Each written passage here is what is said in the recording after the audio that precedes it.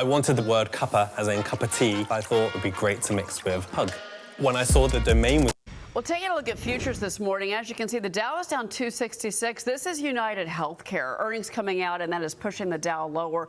So we've seen an escalation there. We also got Dow component Boeing in the last hour. Mixed story kind of there.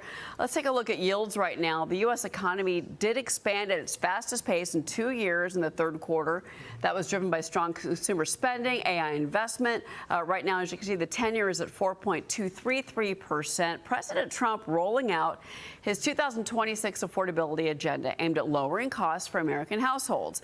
The focus on bringing down credit card and mortgage rates. I want to bring in the Lindsay Group CEO and former National Economic Council Director, Larry Lindsay. Larry, it's great to see you. So let's talk about this because, you know, all of these different moves that the administration made, not just from the big, beautiful bill, which those advantages will come into play this year for businesses and individuals, but then also looking at things like the $200 billion buyback from Fannie Freddie, the purchase anyway of mortgage-backed security bonds, the 50-year mortgage, dealing with investors, you know, taking up American homes when it should be Americans and small families buying those homes. I mean, all of these policies do seem to point to a strong U.S. economy for 2026. What is your outlook? We agree completely with that view. I think what people are missing is just how big a productivity surge we've had in the last 3 quarters. That's been 4.6%, which is enormous. The average for the 21st century is just 2%. And so we're likely to come in with a real GDP growth in 2025 of something over 3, slightly over 3%. I think we're going to have roughly the same kind of growth in 2026. This productivity surge is, everyone talks about a soft labor market. Well, we may not have a lot of job gains, but we still have very fast growth. And the definition of productivity is more output with less input. Well, you know, Commerce Secretary Howard Lutnick joined Maria last week in Davos to talk about the administration's plans, the work that they've been doing, and obviously the work that is ahead. Listen to what he told her.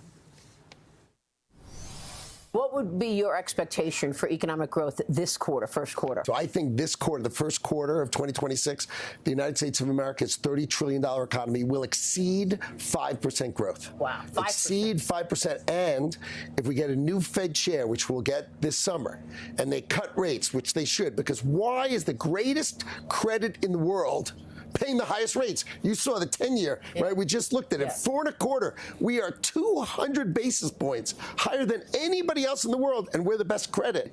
If they cut that rate, you're going to see the end of 2026. You're going to see 6% growth from the United States of America. Wow. So the Federal Reserve does kick off its first policy meeting of the year today. Central bank is expected to hold rates steady after 3 consecutive cuts at the end of last year, and then any guidance we get on future rate cuts. And then, of course, the comments from Federal Reserve Chairman Jerome Powell. Your thoughts here? Well, first of all, I think Secretary Lutnick is doing his job, which is to be a little bit of a cheerleader there. We have a chance of getting a 5% quarter, but I don't think the productivity surge is quite enough to sustain that for the whole year. Again, I would look for roughly 3% growth this year. As to the Fed, when you have rapid growth, you have much higher demand for capital. And when you have higher demand for capital, the natural tendency is for rates to go up. And I think that, just to look at the Fed's math, right, they have what they call an R star, which is a neutral real rate of 1.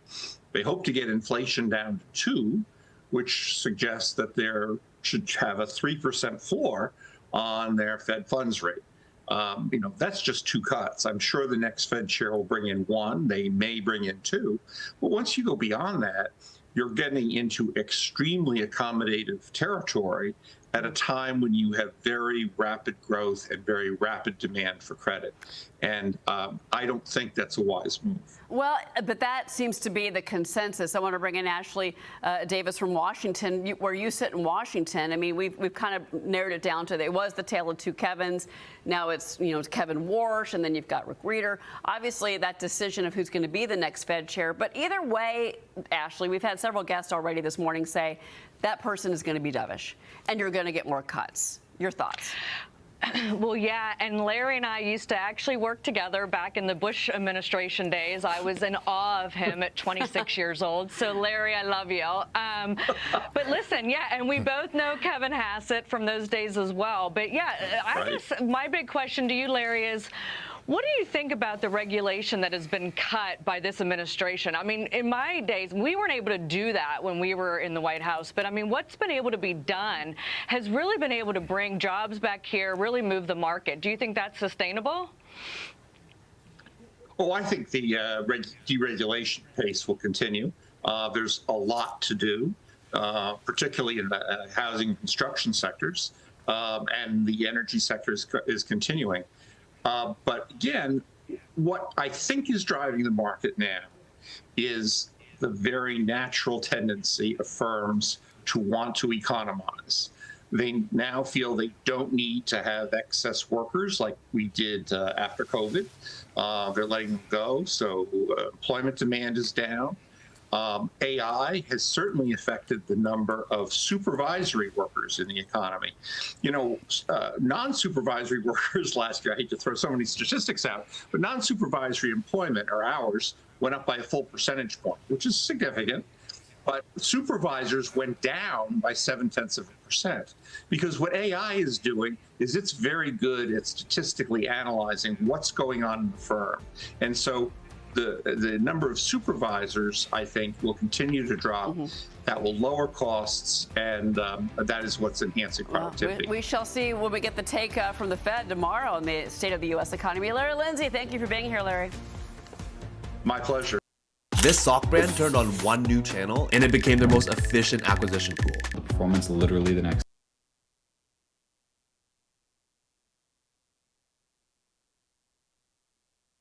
But first, there is this. President Trump is going to visit Iowa today, touting his economic agenda while putting focus on affordability ahead of this year's midterms. The trip also expected to hit on the president's energy policy.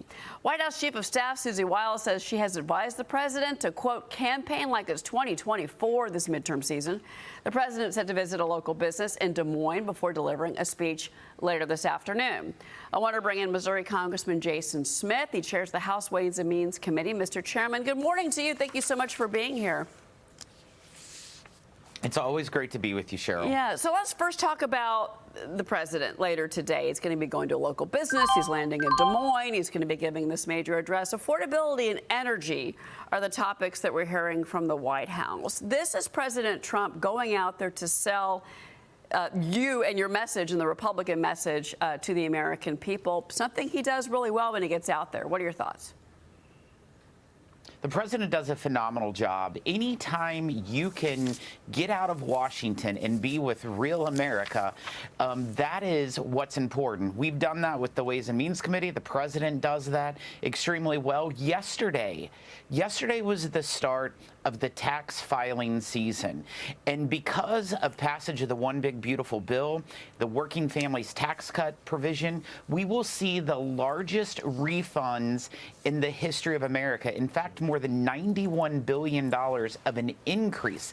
That's 26% on average. It is projected that every single American will face about $1,000 increase in their refund. This is very helpful when people are struggling to put food on their table, clothes on their backs, and gasoline in their cars. So when the president goes out to Iowa today, the other component that we're hearing about is energy policy. And you know, these moves, look, I mean, we had, you know, the capture of Nicolas Maduro. We may be opening up production and refining capacity from Venezuela. You've got this armada, you know, the president telling Axios, last night or Sunday night about the armada that's, you know, moving towards Iran. I mean, that global energy story is changing. But how does the president sell that to the American people? Gas prices are incredibly low right now, near historic lows. What's the next leg in that, do you think, especially when it comes to, say, electricity prices?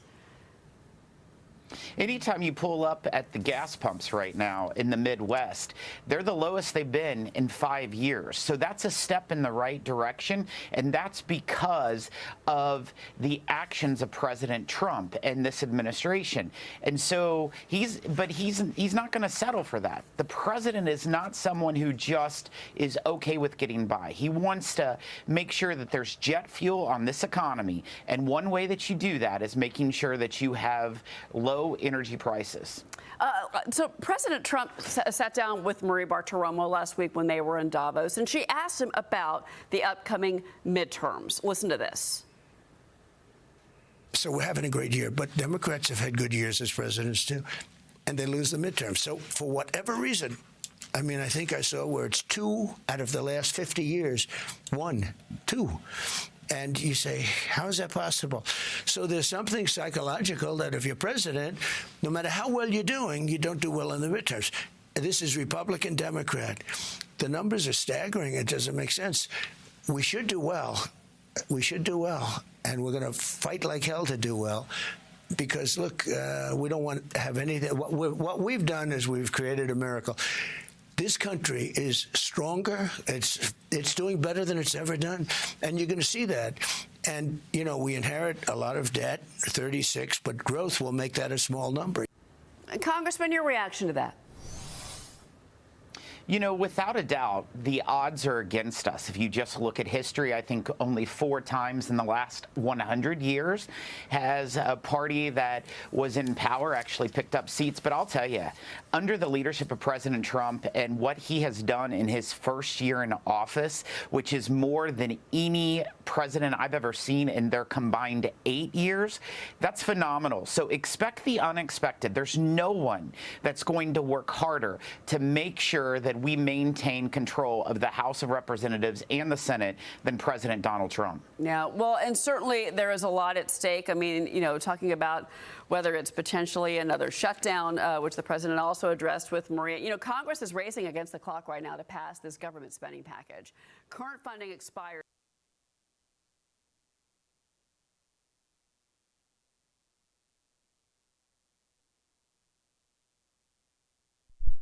Thanks for tuning in, fam. I've been swinging LUMN for a while, so we're just going to take it at this 50% level and be done with it for a little while.